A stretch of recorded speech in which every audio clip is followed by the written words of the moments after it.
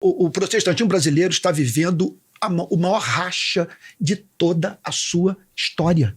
Porque pastores e padres põem na boca de Deus o que Deus nunca falou. A minha fé, o evangelho, é o fundamento dos meus valores, é o meu amor. Eu amo o evangelho. Aí eu vejo os pastores, mais de 2/3 da igreja fechando com o bolsonarismo. Bolsonaro nos púlpitos. Ele aparecendo em telões. Os evangélicos no meio do culto gritando mito, mito, mito. E não apenas isso, fechando com as pautas dele. Eu comecei a falar para a igreja. Meus amigos, vocês estão causando um escândalo dentro da igreja. Porque são milhares de jovens abandonando a igreja. Pessoas começaram a escrever para mim dizendo: eu não tenho mais igreja para congregar na minha cidade. Todas fecharam com o bolsonarismo. Outra coisa causando um escândalo do lado de fora da igreja.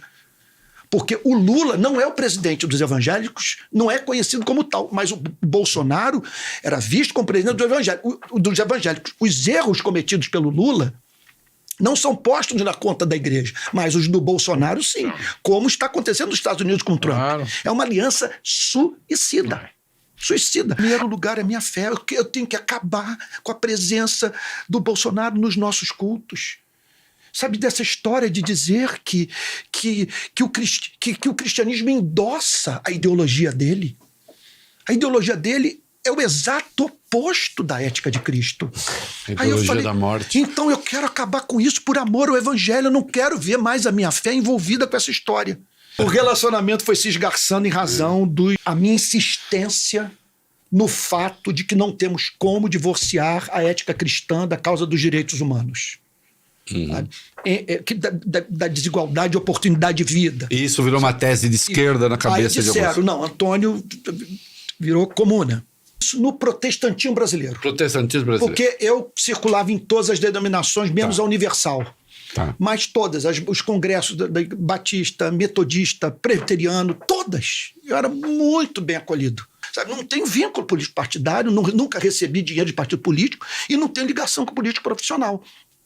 Mas o problema não é falar sobre política. O problema é bater na extrema-direita. Isso é ridículo, gente! Eu gritei 2 vezes. De indignação, eu espero nunca mais ser governado por um homem como esse. Não pode brincar com morte. As pessoas estão morrendo sem oxigênio no hospital e você pilotando jet ski, organizando manifestação antidemocrática, pedindo golpe, faixas estendidas, golpe militar e tal.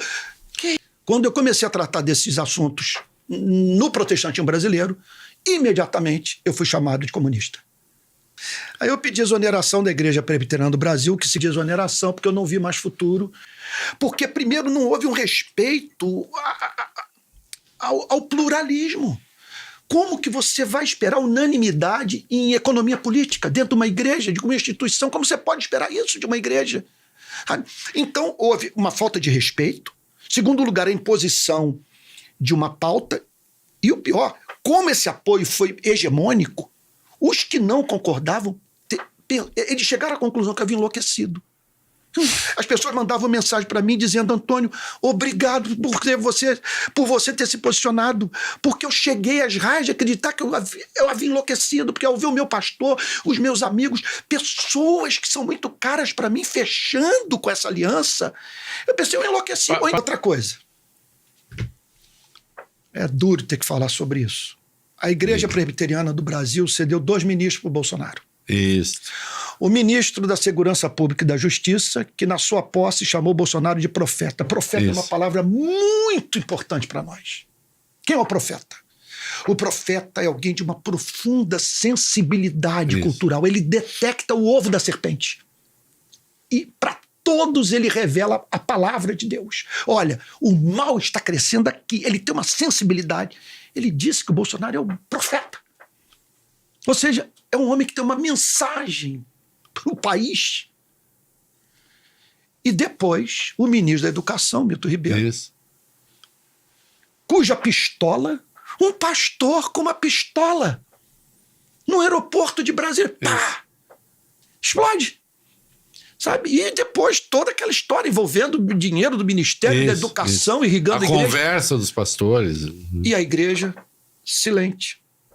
E eu apanhando de todos os lados. Eu falei, qual é o sentido disso? Olha, algumas das pessoas mais encantadoras que eu conheci na vida, conheci dentro da igreja presbiteriana. Tenho grandes amigos. Tenho muita afinidade intelectual com a doutrina da igreja, que é agostiniana. Agora, o comportamento dela durante o período do Bolsonaro. Não estou dizendo que o apoio foi unânime, não. Claro que não. Agora, o problema é que nós temos um diploma de teólogo que fora da igreja só serve para a gente dirigir o Uber. Serve para nada. Nada o nosso diploma de teólogo. Só serve para dentro da denominação. Então, a questão salarial ela é muito séria. Você olhar para as redes sociais, olhar para a igreja, para a denominação e perceber que você vai assumir um ponto de vista que vai acabar com a sua vida financeira, você não vai ter mais espaço, não vai ter igreja, não vai ter mais nada. É muito complicado. Então teve aqueles que apoiaram e aqueles que mantiveram silêncio para não se comprometer. Isso em todo o protestantismo brasileiro. Alguém já disse, não sei se vocês sabem a fonte dessa citação, nada mais difícil do que você enxergar aquilo que o seu salário impede de ver. É espetáculo. E é verdadeiro. Peço que os que estão nos ouvindo, por favor, separem Deus de religião. Não confundam o Deus verdadeiro com a instituição religiosa, porque pastores e padres põem na boca de Deus o que Deus nunca falou. Peço que entendam que que o bolsonarismo não é a expressão da ética cristã, ou a extrema-direita. Todo discurso ideológico extremista não expressa os ideais do cristianismo.